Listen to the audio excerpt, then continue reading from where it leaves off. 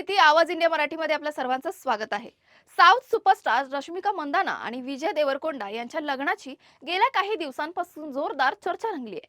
Social मीडियावर चाहत्यांना त्यांच्या लग्नाची आतुरता दिसून येते. दोघांच्या लग्नाबाबत अनेक प्रश्न उपस्थित आहेत. लग्न कुठे होणार, त्यांचे लुक कसे असतील, कोण उपस्थित राहतील आणि कपडे कोण डिझाईन करेल.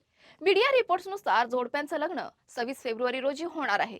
या लग्नापूर्वी नेटफ्लिक्सने त्यांना 60 कोटी रुपयांची स्ट्रीमिंग राईट्स ऑफर केली होती, ज्याद्वारे चाहते त्यांच्या लग्नाची शाही थाट पाहू शकतील. मात्र रश्मिका आणि विजय यांनी ही ऑफर नाकारली आहे.